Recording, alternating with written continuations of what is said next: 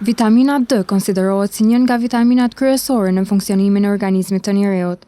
Ajo luan rol kyç në forcimin e kockave, përthithjen e kalciumit dhe funksionimin normal të sistemit imunitar. Megjithatë, pavarësisht rëndësisë së saj, mungesa vitaminës D vazhdon të jetë e përhapur te një numër i madh njerëzish. Për rëndësinë e vitaminës D dhe shenjat që mund të tregojnë mungesën e saj në organizëm, na flet doktori specialist i mjekësisë familjare Josef Berisha. Vitamina D është një element mjaft i rëndësishëm për organizmin e njereut, duke përfshirë të gjitha moshat edhe për dy gjenit.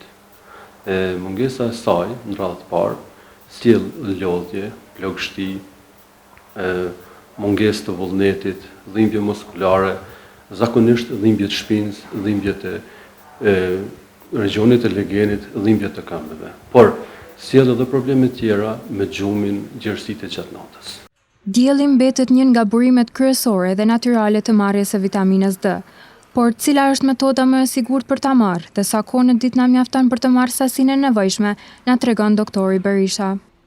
Dielli është elementi kryesor, do të thotë, i cili e prodhon vitaminën D, edhe është e nevojshme ekspozimi, do të thotë në kohën me mot të nxehtë, sidomos për moshat e caktuara, jo në kohën kur është mjaft nxehtë, domthonë kur temperaturat gjatë verës janë të larta, është e nevojshme të paktën të ekspozohen këmbët, duart, pjesë trupore dhe të qëndrojmë spaku një orë në ditë të marrim rrezet diellit për marrjen më të sigurt dhe më të mirë të vitaminës D.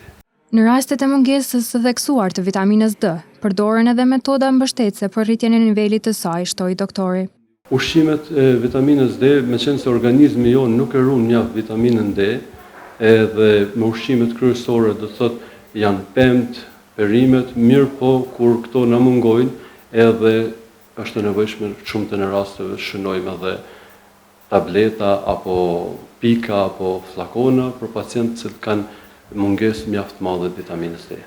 Kur nivelet e vitaminës D janë të ulta, ajo mund të reflektohet edhe në gjendjen emocionale dhe shpirtërore të njereut. Në shumë raste kemi pasur pacientë të ndryshëm se ka edhe ka, sipas punimeve shkencore, mungesa, domthonë sjellja jo e mirë ose ndikimi emocional të pacientat, lodhja shpirtërore apo lodhja emocionale, edhe shumë pacienta kanë kërkuar vizita të ndryshme të mjek të ndryshëm për gjendjen e tyre ku është problemi, por mas ekzaminimeve dhe analizave është pa se është mungesa vitaminës D.